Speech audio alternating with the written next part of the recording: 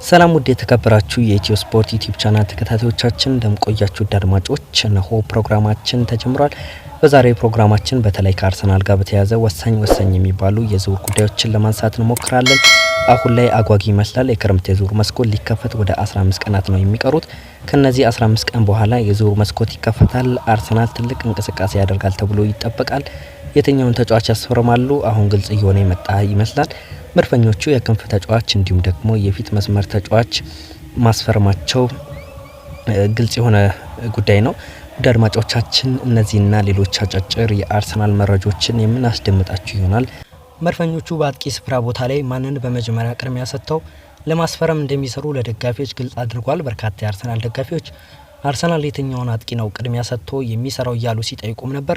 ታዲያ በስተመጨረሻ ለየትኛው አጥቂ ቅድሚያ እንደሚሰጥ ዛሬ በይፋ ተረጋግጧል። ስለ ሮድሪጎ፣ ማርቲኔሊ፣ ትሮሳርድ የተሰሙ አዳዲስ መረጃዎች አሉን። ወደ አድማጮቻችን ቻናላችንን ሰብስክራይብ፣ ቪዲዮአችንን ላይክ እንዲሁም ሼር እያደረጋችሁ የአብሮነት ቆይታችሁን ከኛ ጋር እንድታደርጉ የተለመደው የአክብሮት ግብዣችን ነው። በነገራችን ላይ ብዙዎቻችሁ ሰብስክራይብ ሳታደርጉ የምትመለከቱ አንድ ጊዜ በአክብሮት ሰብስክራይብ እንድታደርጉ ልጋብዛችሁ። እንደተለመደው ደግሞ ቪዲዮአችን ለበርካቶች እንዲዳረስ ላይክ በማድረግ ጀምሩ።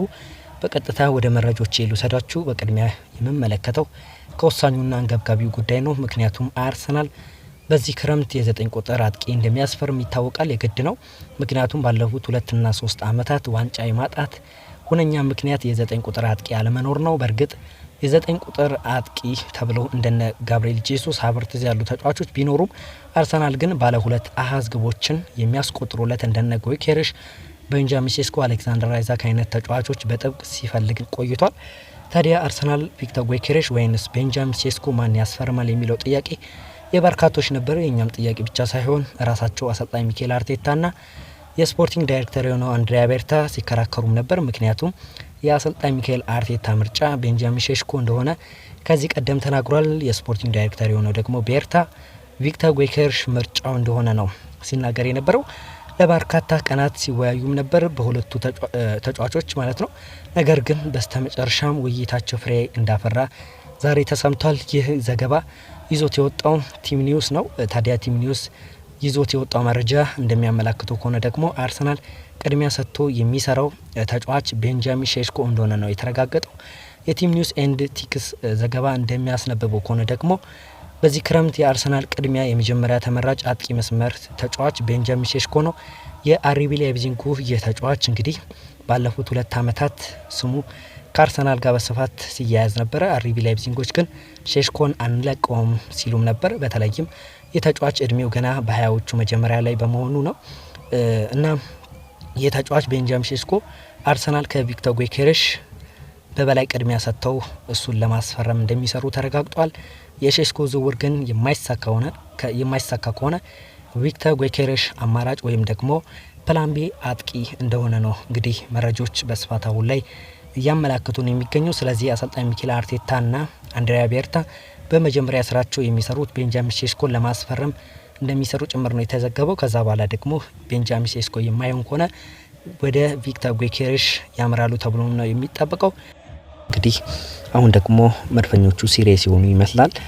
ኮት ኦፍ ሳይድ አንድ መረጃ ይዞ ወጥቶ ነበር። ሮድሪጎ በአርሰናል ይፈለጋል፣ የአርሰናል ኢንተረስት ሮድሪጎ ነው ሲል ነው መረጃውን ያጋራን። እንደ መረጃ ከሆነ ደግሞ ሪያል ማድሪዶች ተጫዋቹን መሸጥ ይፈልጋሉ ቶሎ ብለው። ምክንያቱም ተጫዋቹን ከሸጡ በኋላ ዲን ሃውሰን እና አልቫሮ ካሬራስን የሚያስፈርሙበት ገንዘብ ይፈልጋሉ ነው የተባለው።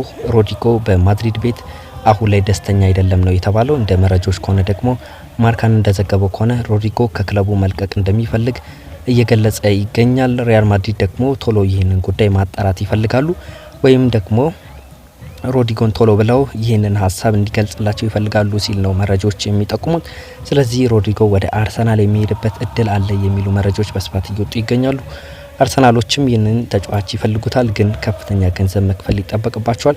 የስፖርት ቤተሰቦች ምናልባትም ሪያል ማድሪዶች የመሸጫ ዋጋውን ዝቅ ካደረጉላቸው የምንመለከተው ጉዳይ ነው። ግን ለዚህ ተጫዋች 100 ሚሊዮን ዩሮ ነው የሚጠይቁት፣ ወደ 80 ሚሊዮን ፓውንድ አካባቢ ማለት ነው።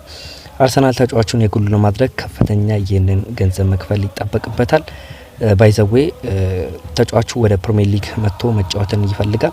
ከዚህ ቀደም በነበሩ ኢንተርቪዎች ላይ ገለጻ ሰጥቶ ነበር። አሰልጣኝ ሚኬል አርቴታ ይህንን ተጫዋች ያደንቋል። ይህ ተጫዋች ወደ አርሰናል የሚመጣ ከሆነ ለአርሰናል በርከት ያሉ ነገሮችን ይጨምራል ተብሎ ነው የሚጠብቀው። በሪያል ማድሪድ ቤት የሚጫወትበት ቦታ ይታወቃል። አሁን ቡካዮ ሳካ በአርሰናል ቤት የሚጫወትበት ቦታ ማለት ነው። በሱም ብቻ አይደለም ተጫዋቹ የሚጫወተው፣ በላይ በኩል በማርቲኔሊ ቦታ መጫወት የሚችል አቅም ያለው ተጫዋች ነው። በሁለት ቦታዎች መጫወት ይችላል። በጣም ታዳጊ ጥሩ አቅም ያለው ተጫዋች እንደሆነ ይታወቃል። ከአርሰናል የጨዋታ ታክቲክ ጋር አብሮ የሚሄድ ተጫዋች ነው ሮድሪጎ። እናም አርሰናሎች ተጫዋቹን የግላቸው ለማድረግ ከሪያል ማድሪድ ጋር ድርድር እያደረጉ እንደሚገኙ በርካታ የመረጃ ምንጮች እየጠቆሙን ይገኛሉ። የአርሰናል ስፖርቲንግ ዳይሬክተር የሆነው አንድሪያን ቤርታ ከሮድሪጎ ወኪሎች ጋር ድርድርን እያደረጉ እንደሚገኙ መረጃዎች አሁን ላይ በስፋት እየጠቆሙን ይገኛሉ። እናም አርሰናሎች ሮድሪጎን በራዳራቸው ውስጥ እንዳካተቱት ነው መረጃዎች አሁን ላይ በስፋት እያመላከቱን የሚገኘው። የስፖርት ቤተሰቦች ወደ ሌላኛው መረጃችን ስናልፍ ደግሞ አርሰናል ራፋኤል ሊዮን ለማስፈረም እንቅስቃሴዎችን ጀምሯል ተብሏል። እንግዲህ የትኛውም ክለብ ያገኘው የሚመኘው አይነት ብቃትና ክህሎት ያለው ተጫዋች ነው። ራፋኤል ሊዮ በኤሲ ሚላን 200ኛ ጨዋታውን ካከናወነ በኋላ በዚህ ማሊያ ተጨማሪ ዓመታትን የሚቆይ አይመስልም። መድፈኞቹ ተጫዋቹን ላይ ፍላጎት እንዳላቸው ከዚህ ቀደም የተገለጸ ጉዳይ ነው። ስማቸው በተደጋጋሚ ሲያያዝ ቆይቷል። እናም አሁን ላይ አርሰናሎች የዝውውሩን ሁኔታ ጠለቅ ብለው እየተመለከቱት ይገኛሉ። ከተጫዋቹ ወኪል ጋር ለድርድር ለመብቃት መዘጋጀታቸውን ነው መረጃዎች በስፋት የሚጠቁሙት። ፖርቹጋላዊው የክንፍ መስመር አጥቂ የሆነው ራፋኤል ሊዮ በሚላን እስከ 2028 የሚያቆየው ውል አለው። ዘንድሮ በሁሉም ውድድሮች 33 ጊዜ ተሰልፎ መጫወት ችሏል። ለሚላን 8 ጎል አስቆጥሯል። እንዲሁም ደግሞ 10 ኳሶችን አመቻችቶ ማቀበል የቻለ ተጫዋች ነው የተጫዋች እና አርሰናሎች ለዚህ ተጫዋች እስከ 55 ሚሊዮን ፓውንድ የዝውውር ክፍያ ማዘጋጀታቸውን ነው ፉትቦል ኢንሳይደር የገለጸው። እናም በሚቀጥሉ ሳምንታት የዚህ ተጫዋች መዳረሻ የት ይሆናል የሚለውን ጉዳይ አብረን የምንመለከተው ጉዳይ ነው። ነገር ግን አርሰናሎች አሁን ላይ ከተጫዋቹ ጋር እንዲሁም ደግሞ ከወኪሎቹ ጋር ንግግርና ድርድር እያደረጉ እንደሚገኙ መረጃዎች እየጠቁሙን ይገኛሉ። አርሰናሎችም የክንፍ መስመር ተጫዋች እንደሚያስፈርሙ ግልጽ ነው። እንግዲህ ዴቪድ ኦይንስቲ ስለ ጉዳዩ ማብራሪያ ሲሰጥ አርሰናል አንድ የክንፍ መስመር አጥቂና የፊት መስመር አጥቂ ደግሞ እንደሚያስፈርሙ ገልጿል። አንቶኒ ጎርደን፣ ኒኮ ዊሊያምስ፣ ሮድሪጎ አሁን ላይ በእጩነት ይዟቸዋል። አሁን ደግሞ በተደጋጋሚ ከራፋኤል ጋር ስማቸው እየተያዘ ይገኛል። እንግዲህ ራፋኤልን ለማስፈረም አሁን ላይ ጥረት እንደሚያደርጉ ነው መረጃዎች አሁን ላይ በስፋት እያመላከቱን የሚገኘው። እሺ ወደ ሌላኛው ጉዳያችን እንለፍ። ሌላኛው ደግሞ ከአርሰናል ሊለቁ ይችላሉ ወይስ በክለቡ ሊቆዩ ይችላሉ? በጣም ትልቅ ጥያቄ ነው። በተለይ ሊያንድሮ ትሮሳርድ በአርሰናል ቤት ሰሞኑን እየወጡ ያሉ መረጃዎች ከሆነ አርሰናል ይህንን ተጫዋች በረጅም ኮንትራት ማሰር እንደሚፈልግ ነው መረጃዎች እየጠቆሙ ነው የሚገኘው። ባይዘዌ ይህ ተጫዋች ኮንትራቱ የሚጠናቀቀው በሚቀጥለው የውድድር አመት ኮንትራቱ ይጠናቀቃል። እና አርሰናሎች ቀደም ብለው ትሮሳርድን አዲስ ኮንትራት ለማስፈረም ይፈልጋሉ ነው የተባለው። ተጫዋቹ በአርሰናል ቤት ደስተኛ ነው። እናም አዲስ ኮንትራት ለማቅረብ መወሰናቸውን ነው የተገለጸው። ነገር ግን ለዚህ ልጅ አዲስ ኮንትራት የሚያቀርቡ ከሆነ የግድ ጋብሪኤል ማርቲኔሊ ሊሸጡት የሚችሉበት አጋጣሚ እንዳለ ተገልጿል። ከዚህ ቀደም ገለጻ ሰጥቻችሁ ነበር። በግራ መስመር ላይ አሁን ላይ መድፈኞቹ በርካታ ተጫዋቾችን እየተመለከቱ ይገኛሉ። እናም የማርቲኔሊ መቆየት በአርሰናል ቤት አሁን ላይ አጠራጣሪ ሆኗል።